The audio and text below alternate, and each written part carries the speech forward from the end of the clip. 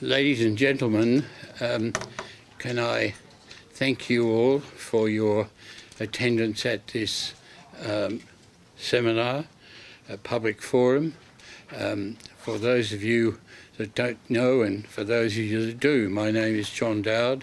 I'm Chairperson of the Community Justice Coalition and President of the International Commission of Jurists Australia. The Community Justice Coalition and the International Commission of Jurists have called this to get together to deal with the government's proposal.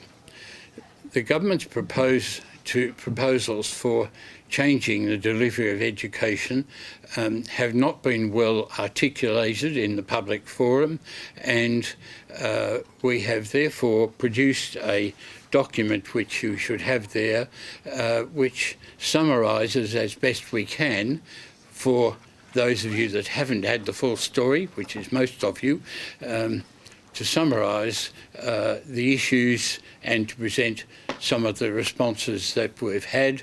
This has been caused by the government's declining to attend. I'll call on Mr. Guy Zangari to represent the state opposition, and if you'd like to come up here, thank you. Thank you very much, John. Distinguished guests, ladies and gentlemen, before I say a few words regarding the forum this evening, I'd like to acknowledge the traditional owners of this land and, of course, pay my respects to their elders, both past and present. Thank you, John, for your kind welcome. Also, may I say to my parliamentary colleague, the Hon David Shoebridge, thanks for being the host this evening, David. Also, welcome to the Hon Elizabeth Evatt and to Maurie Mulheron from the Teachers Federation, but to you, one and all. This is an important forum for us all. One of the things that, in my capacity as the Shadow for Corrections, that I've been able to do over the last couple of months since this announcement was made by the government is to journey with corrections teachers. Can I just put on the record, first of all, I need to declare this, that I am a former teacher in the western suburbs of Sydney, in the electorate that I actually represent, which is Fairfield, which, for those of you that know, and the Dropping Off the Edge report lists the suburbs of Carramar, Villawood as a high percentage of low socioeconomic backgrounds and social disadvantage. So I need to put that forward as someone who was in the classroom for 17 years, albeit in industrial technology, then technological and applied studies, then after that, building and construction. So as someone who was in the classroom teaching those particular subjects, I know, and I knew then very well, how students fit or don't fit into mainstream education. Not all students can be good at English or maths or science, but irrespective of that, students can have the opportunity to express themselves. Now, fortunately for me, the most difficult part of my job as an industrial arts stroke TAS teacher, construction teacher, was the fact of getting students to pack up. That was the most difficult thing that I had. And I thought at that time, during my time as a teacher, if that was the most difficult thing that I had, well, you know what, let's face it, the rest is easy. So this announcement from the government to replace highly skilled and highly trained teachers within the network, to then have a proposal coming forward of having 20 clerks to deliver basic literacy and numeracy education to prisoners was a bit of a shock to me. Now, I'm not going to make disparaging remarks about those people who are clerks and who have possibly a certificate for, because in my retraining as a construction teacher, I then had to go back to TAFE and do a certificate for. So I'm not going to make any disparaging remarks about those particular people who have those qualifications. But what I can say is those of you that have stood with me outside of correctional facilities who are teachers know full well what it is like to deliver curriculum, but more importantly, pedagogy, and tailor that to those students who are in your care. So for somebody like me, there were young men and young women in Western Sydney, but for you, it's actually prisoners. So there's people who, through no fault of their own, have ended up being incarcerated because of social disadvantage, abuse, neglect, and simply the fact that right from a young age, if possible, or when it was, that they just didn't fit into education. So as a result of that, have turned to a life of crime and ended up being incarcerated. So you know full well how to deliver education and tailor that to people who are adults by the time they get into, say, the adult system, having possibly spent time in the juvenile justice system as well, but having an individual in front of you who at the age of 24 or 25 or at 20 is in tears admitting to you that they can't read or write. Now, the stories that I have heard, and I'm sure David will agree and has heard the same stories, is that they are unique and individual stories from, you know, these people who just fell through the cracks or through no fault of their own, just didn't cut it, didn't fit in. So then, teaching in a classroom is completely different to teaching in a facility that has to contain a criminal, okay, and rehabilitate. It's completely different. Whilst the same teaching strategies may apply, there is a difference to teaching someone who is incarcerated, who then, the person in front of them, the teacher, has to then employ different strategies in order to get that person to sit down and to either start reading or writing. Now that takes a lot of skill, because in my little experience that I had in those 17 years, having students with learning difficulties, even in the TAS block, was a struggle. Now you imagine having an adult under your care who basically cannot read or write and is just at that point where they themselves have said to you, and you'll be able to tell me these stories and nod your heads, that they are not worth anything, because when they were growing up, all they were told was that they are not worth it and they are dumb. Now, you know more than anybody, that is not the case. It's just that the educational journey of that individual has been completely sidetracked compared to those who have had the opportunity to complete primary school, to complete high school, the school certificate as we knew it, and then ultimately the HSC. So it is different. Now, my biggest fear, and the fear of my colleagues and you as well as educators within the system, is that if you do not provide the basic literacy and numeracy programs for those who are incarcerated to then springboard, whether it be into other, say, TAFE courses, or even further, get a degree, what hope do we have and what chance is there for those individuals once they are released? And that is the big fear, and we have to put it out there. So the basic matter of the fact is, the delivery of education in the prison system is difficult at the best of times. You know more than anyone else that when there's a lockdown or a critical incident that arises, you yourself, as the trained professional, then know the strategies and procedures put in place to work alongside your colleagues from corrective services, those prison officers who put their life on the line. And can I say, you two as educators as well, you're a different type of educator in a volatile environment.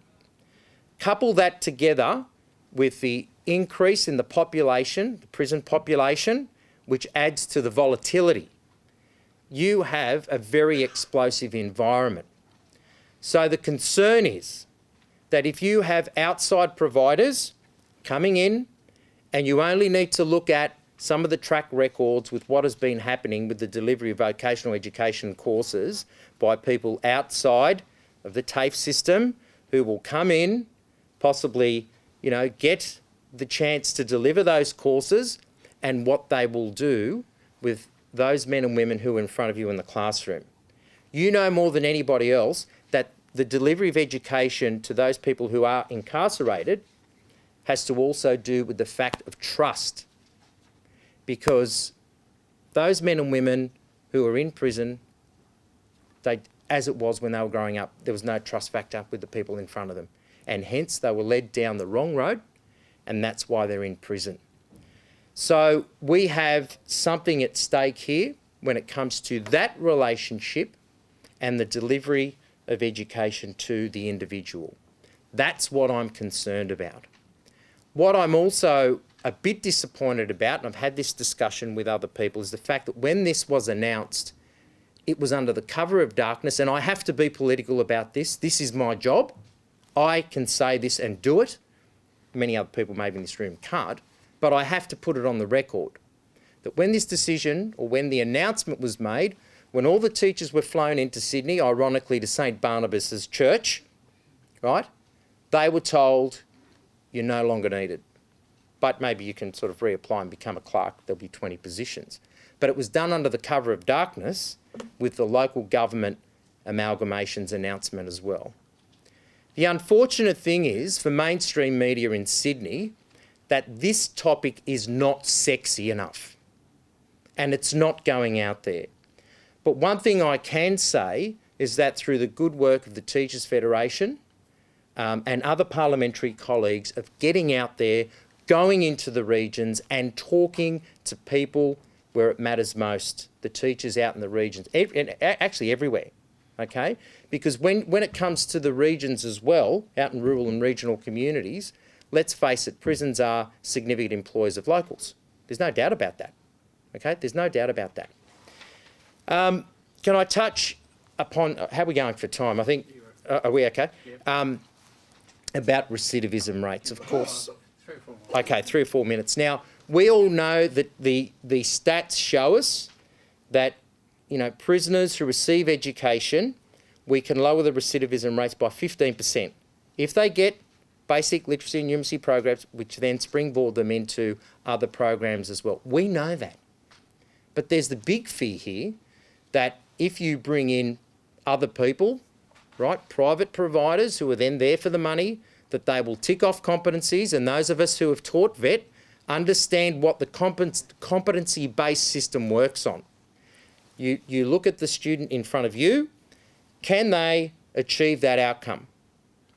Competent, not competent, okay? Or requires, you know, further work. You know that. So the big fear is the pen just going to come out, the instruction not happening, but in order to achieve to be paid, just ticking off competencies to say that the individual has met the outcomes. I have a big fear about that, a big fear about that. I really do. That in the end is not good, because when the inmate is then released back into the community, will that then give rise to the cycle and the wheel continuing of them making bad choices in their life because they don't have those necessary skills? That's what I'm really concerned about. That's what the New South Wales Labor Party is concerned about, and my colleagues have basically said. We are really concerned about this.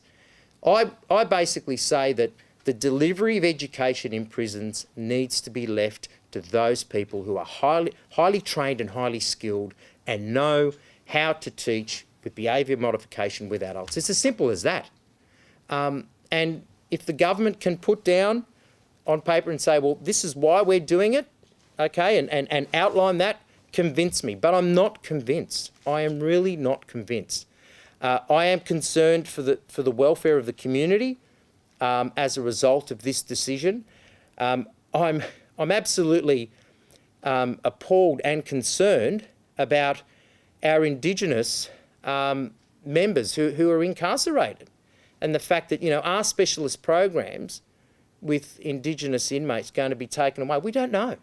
I mean, you know, the intensive learning centres, all these different aspects of education, are they going to be available, and will they be readily accessible post this decision, you know, being enacted at the beginning of next year? So look, I think I will leave it there. Hopefully I've covered what we in the New South Wales Labor Party believe, and the discussions that I've had over the past, I think it's been 2 months since the decision was made, the announcement was made by the government. But I also put on the record that my understanding of this, coming from the education background, but also through the discussions I've had out in front of facilities with teachers, either face-to-face, via email, on the phone, and the last thing that I'm going to say as well is that I've had correspondence from inmates as well. And overwhelmingly, they have said, overwhelmingly, that if you take away their teachers, you are basically going to create a big mess with inmates post-release. And also, the last thing as well, that the announcement, when it was made, you, the teachers, simply said, didn't say anything about your jobs. You said, what about my student? And I'm just going to leave it there. Thank you.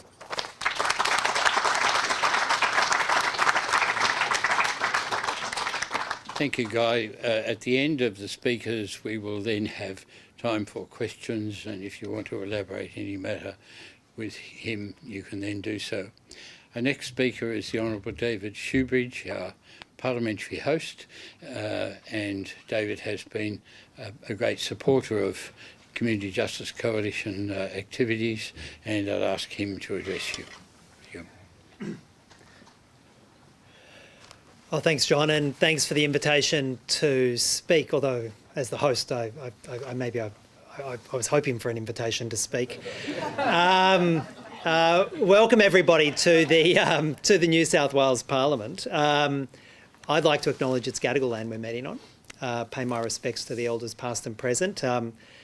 In what is a pretty tough conversation, there is some good news. Just today, the New South Wales Parliament unanimously resolved to support the return of the Guigal Shield and key artefacts that were actually taken by Captain Cook in the first moment of invasion on Botany Bay, and we got a unanimous resolution to call upon the British Museum and the Cambridge Museum of Anthropology to return those artefacts to traditional owners today.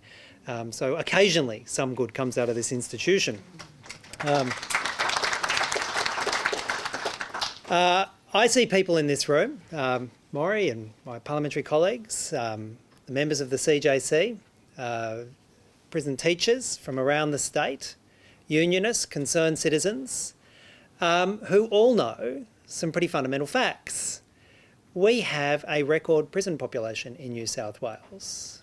Surged beyond 12,500 inmates, 12,500 of our citizens held in jail, at enormous cost, well over $350 a day on average to keep them in jail. It's happening at a time when, in the post-war world, we have the historically lowest levels of violent crime ever on record. So we're jailing more of our citizens when we've got historically the lowest levels of violent crime in the post-war period. And worse still, this is a government that is planning, partly because of changes to the Bail Act, which have been very, very deleterious, but also an aggressive policing response across the state, is planning to see our prison population surge well beyond 12,500, estimated to be up to 13,500 in the first half of next year, another 1,000 of our citizens paid in jail, and then surging well beyond 15,000. Some predictions seeing it come close to 20,000 by the end of this decade. All at a time when we have historically low levels of violent crime. The Daily Telegraph may want you to believe otherwise, but our streets are not riven with crime. What is the rationale behind this ever-surging increase in our prison population? Well, as the Greens Justice spokesperson, I see it very much as a conservative attack. It's a conservative response that they actually want to jail and police what they see as a dangerous underclass in New South Wales. There's a bunch of people they don't want to invest resources in to educate or give jobs or give opportunity, and their response, therefore, is just forever expand the prison population, keep them in jail and jail what the government sees as an underclass. That is an appalling public policy response, and indeed we all end up paying for it, not just in ruined lives and ruined opportunities, but the most recent budget saw over $4 billion being put aside to build new private jails and to then staff and fund those jails going forward. Another additional $4.3 billion. It's an extraordinary picture. So imagine that. You have, on the one hand, a surging prison population, massive expansion of private jails and public jails, billions of dollars going into expanding the service. And I'm sure that the Deputy Commissioners could tell you extraordinary levels of overcrowding and stresses in our jails. So what does the government do? It sacks 130 of the teachers, massively downsizes the education and replaces them, about half of them, with unqualified non-teaching staff to provide only the very most basic education to prisoners, do nothing to break the recidivism cycle. How did we get here? What kind of government comes up with those policy settings? Massively increase the prison population, spend billions of dollars building private jails, and then savage the number of teachers that we're putting into our jails. It's almost like it's the most incoherent policy response, viewed from anybody who wants to see jails as correctional facilities or as facilities that may have some role in giving people a positive change in life. But it's not really incoherent, because I think there is actually a philosophical position here. It's a government that sees a group of our citizens as an expendable underclass, and their only policy response is to punish them and jail them, and if they continue to cause trouble, ever more punishment and jail of what the government sees as an expendable underclass. And that is an appalling place for us to have got to in 2016. As well as there being this sort of philosophical approach to policing and jail, we're also seeing an attack on the very concept of professional teaching. And I think we shouldn't misunderstand the threat that this particular proposal places to the profession of teaching, because they're currently coming after the teachers in our jails. And they want to say that you don't need a teacher to teach. You can get someone who's got a driver's licence, and you give them an online training package. You source them from a private provider, and they can do every bit as good a job. In fact, the government seems to think they can do a better job than professional teachers. That is a very dangerous precedent. And if the government gets away with it in our prisons, replacing professional teachers with low-skill, low-qualification trainers, I think we should be very clear about what this is. This is a trajectory which will see them applying this same approach to teachers at TAFE, and we know what savaging there has happened at TAFE, and after that will be teachers in our public schools. We cannot allow the concept that you don't need a professional teacher to teach to get a foothold anywhere in our public service or in our teaching facilities, anywhere in this state. And it's starting with jails, and we need to end it here.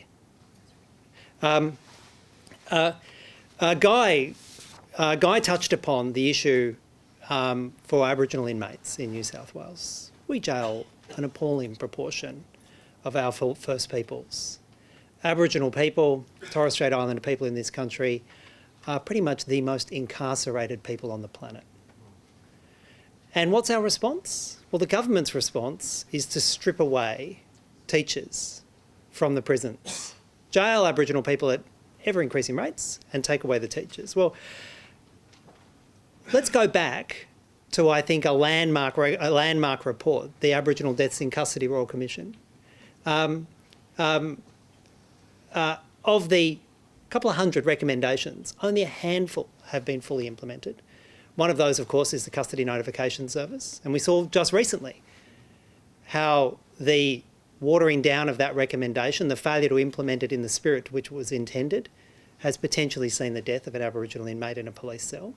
But I'll read you recommendation 184 from the Aboriginal Deaths in Custody Royal Commission, and it is that corrective services authorities ensure that all Aboriginal prisoners in all institutions have the opportunity to perform meaningful work and to undertake educational courses in self-development, skills acquisition, vocational education and training, including education in Aboriginal history and culture.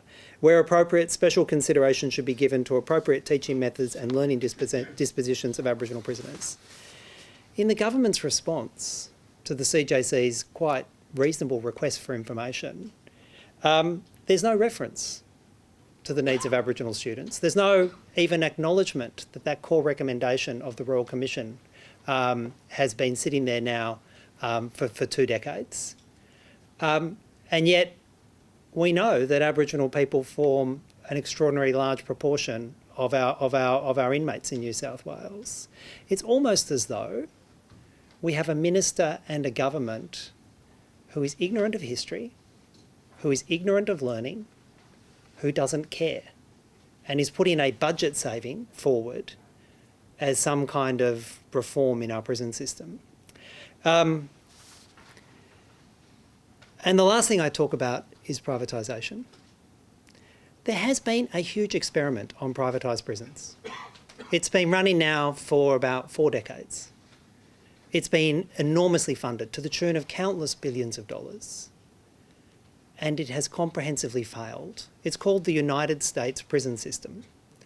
And the US Federal Inspector of Prisons has just issued a landmark report where the federal inspector has said private prisons provide poor value for money, provide poor outcomes in terms of prisoner education, and indeed are hotbeds of violence and contraband. That's the final conclusion, just published from the US Federal Inspector of Prisons. There's been an experiment. Thankfully, we haven't had to pay for that experiment. Sadly, the people in the US have paid for that experiment. But we know that privatising prisons fails, and privatising prison education will absolutely fail as well. We can't just let this go. We can't just say, oh, well, the decision's been made, the government's going to implement it. Because as I said before, they first come for the teachers in our prisons. They'll next come for the teachers in our TAFEs, if they're not already doing that. And they'll next come for the teachers in our public schools. We need to stand up for the profession of teaching. I do see many teachers here that I've seen around the state. If you want to feel good about the world, and people in jail need to feel good about the world, if you want to feel uplifted and get a sense that you've got hope, well, do what Guy and I have been doing. Go and talk to a teacher. We need them in our jails.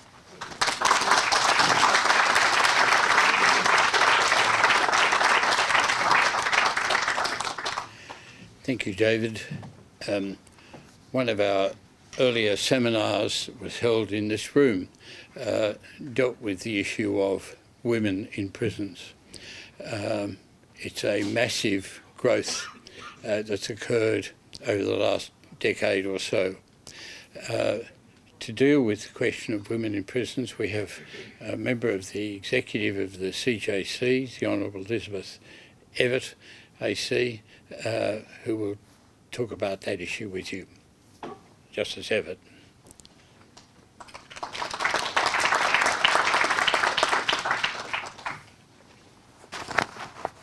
Thanks, John.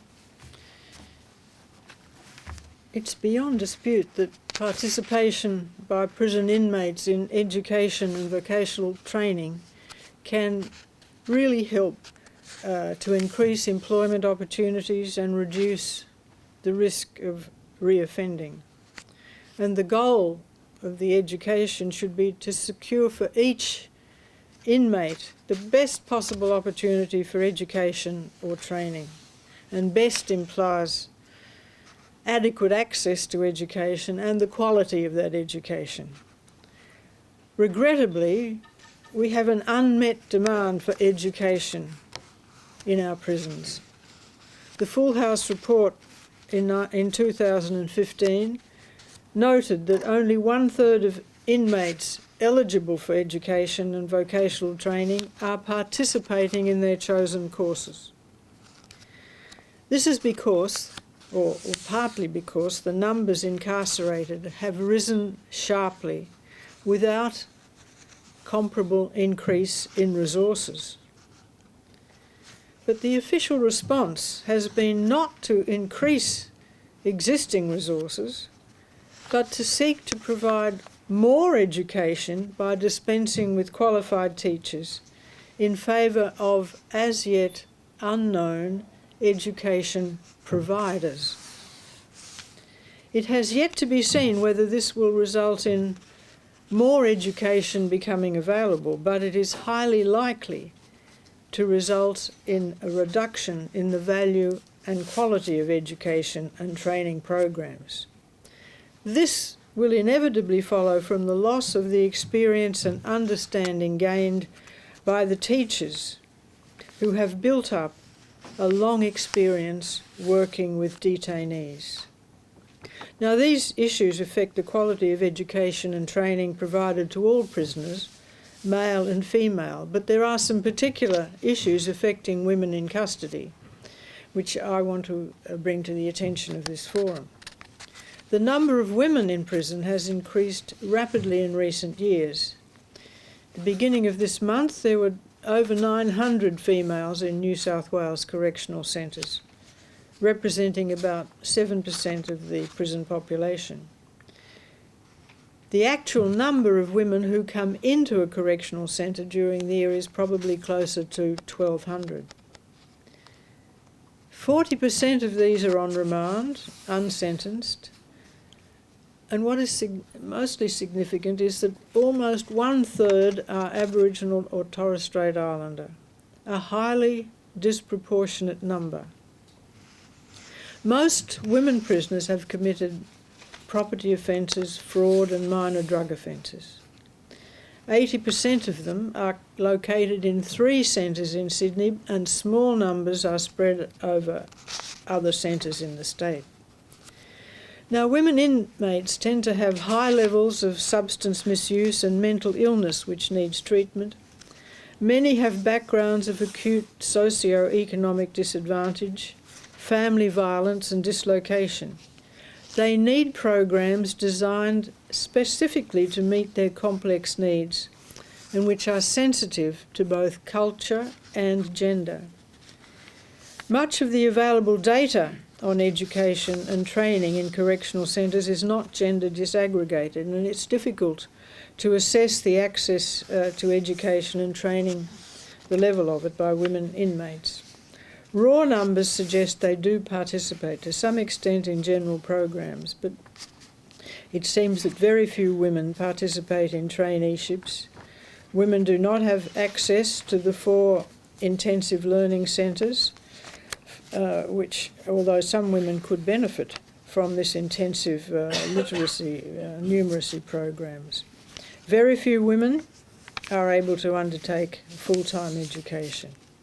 It's difficult to assess how many women are able to access programs designed to meet their specific needs, such as the Mothers and Children program or the Drug and Alcohol program for women and Aboriginal cultural programs. It's not clear whether all those who are eligible and want to participate are actually able to.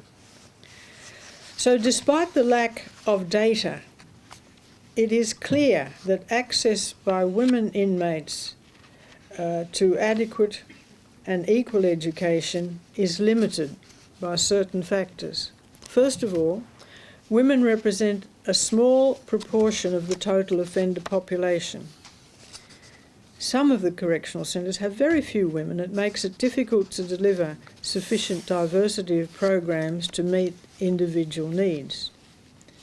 Further, 40% of women, as I said, are on remand, and the quick turnaround may prevent the assessment of their education and training needs. Then women generally have shorter sentences than men. Most are sentenced to less than 6 months. And this may take into account a remand period. The short sentences make it difficult to deliver effective programs of education and training. A woman who has started a course in custody may want to continue it after release, but finds she cannot do so because she's then located in a different region or area, and she may need support which is no longer available. Another reason which has been put forward before in these forums is that women may have to make very difficult choices between work and full-time education within the prison system. Against this background, the recommendations in the Full House report regarding computers are particularly welcome. That report emphasised that individual access to computers and online services was essential. There are networks available as part of the learning environment in many centres, but so far, although there have been trials, cell access is not yet available to prisoners in this state. The Full House report recommended that the cells in all new facilities should be constructed with conduits for in-cell technology. It's time to ensure that provision is made for in-cell computer access for all prisoners. This would open the way to increased enrolment in distance education. Such a development would be of particular importance to women prisoners because of the factors which restrict their educational opportunities at present. Now, in view of the current obstacles to the effective education and training for women prisoners, any changes such as those proposed, which may reduce access to education or the quality of that education, should give rise to concern. These issues are being ventilated here by other speakers, and I endorse the remarks that have been made. But I'd like to make a wider point. At our forum held 2 years ago, the specific needs of women prisoners and the destructive effect of prison on women and their families were ventilated. The lack of education programs was one of several issues then discussed. Now, 10 years ago, in the English context, the Corsten report had this to say: problems that lead to offending, drug addiction, unemployment, unsuitable accommodation, debt are all far more likely to be resolved through casework, support and treatment than by being incarcerated in prison. The vast majority of women offenders are not dangerous. The cost of imprisonment to society is enormous, but also there is an indirect cost of family disruption, damage to children and substitute care, lost employment and subsequent mental health problems. The continued use of prison for women appears to offer no advantage at huge financial and social cost. Now, I would say that the situation here in New South Wales is comparable with that described by the Corsten report. Let me repeat again what was said. Problems that lead to offending, drug addiction, unemployment, unsuitable accommodation, debt are all far more likely to be resolved through casework, support and treatment than by being incarcerated in prison. The impact of prison in this country may be even heavier on the growing number of Indigenous women inmates. Having regard to the relatively few women prisoners, their generally short terms, together with the large proportion of Indigenous women, I would argue that many women now on remand or serving short sentences for non-violent offences would have a far better chance of undertaking educational and vocational training which they need, and a far better chance of rehabilitation if those programs were delivered to them in a community environment rather than in detention, in an environment which was better able to respond to their complex needs, including health needs. I would argue that the effectiveness of education and training programs, as well as other support programs, will be substantially improved if women participate in them under supervision in the community. This conclusion is entirely in line with the Bangkok rules for the treatment of women prisoners, which provides that appropriate resources should be made available to devise suitable alternatives for women offenders in order to combine non-custodial measures with interventions to promote rehabilitation, including educational and training programs to improve employment prospects. Let us reduce the prison population and achieve better education and training objectives by such an approach for women, but not only for women, for men too, and especially for juveniles. That's my plea. Thank you.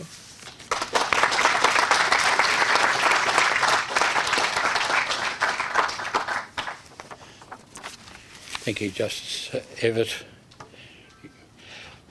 Our next speaker is Mr. Maurie Mulheron, President of the New South Wales Teachers Federation, and you should know that I married a school teacher, but having been married to me for some years, she became a psychologist, so she could understand. Maurie, so I got married in school holidays, didn't I? Yeah. Thanks, John. You've got very good taste. Yes, my name's Maurie Mulheron. I'm President of the New South Wales Teachers Federation, which is the union that covers teachers working in the public sector, schools, TAFE and corrective services. So the people whose jobs have been targeted are actually our members. Can I begin by acknowledging we are meeting on Aboriginal land and thank the CJC for organising this forum. I am a teacher of 35 years, including 10 as a principal. I'm a school teacher, and so I don't come from a corrective services background, but of course I have, as part of my job as the President, visited our prisons and our institutions and seen in first hand the work that our teachers are engaged in. Can I say that this for us is a very bitter period. Words like change management plan or better prisons are just weasel words. And quite frankly, after 35 years of teaching, I'm getting pretty sick of policy developed by these kind of glib phrases and alliteration, you know, smart and skilled. You know, these are not words that just come quickly to mind. These have been workshopped and whiteboarded within an inch of their life, and they're designed deliberately to obfuscate and confuse what the real intention of government is. And we can see through it. Calling something better prisons doesn't make it better. And it's not a change management plan. It's an ambush of the teaching profession in our correctional institutions. And just once before I leave planet Earth, I'd like people in senior management positions to be honest about their intentions. This is effectively the downgrading of services, the sacking of teachers and the loss of services. This is really about the loss of a high quality provision and the demise of a permanent, professional and qualified teaching workforce from the New South Wales jail system. That is what has been announced, and we ought to say it. And if we can say it then we can have honest discussions about government intention rather than the kind of stuff that's being put around. As I said, I believe what happened on May the 12th at St Barnabas Church, and I attended that with our members there, and I was as shocked as anyone by what was happening because it was clearly choreographed and it was clearly a planned kind of assault on the workforce. The context is this, that we've got record high prison population in New South Wales. The recidivism rate in New South Wales is probably the worst of any state. We've got almost half the prison population returning at least within 2 years of being released. We know through empirical evidence that's been collected over many years in many jurisdictions that education is a critically important factor in reducing recidivism. We know that the imprisonment rate for Aboriginal people is much higher, 45% higher than it was at the time of the Royal Commission into Aboriginal Deaths in Custody. And we also know that the state government is spending about 3 times they are in capital works programs on prisons than they're building on schools. So we're jailing people at a faster rate than ever, and we're building more prisons. And at the time when we're doing that, knowing that the one factor that could possibly break the cycle of poverty and crime, there's one thing that we know works pretty well, and that is high quality education services provided by qualified teachers. And for the life of me, I can't see how anyone can get out and say, by having people without qualifications is a dramatic improvement. Would we stand for that in any other area, in any other profession? We don't need qualified architects. You can scribble a few designs. Nursing, doctors, medical. Where would we ever have people stand up and say, you know, a teaching qualification is an impediment to improving the system. And if we just get rid of the notion of a qualification, it's going to be a lot better. Well, I think that is just an insult. And it shows, from our point of view, a contempt for teachers.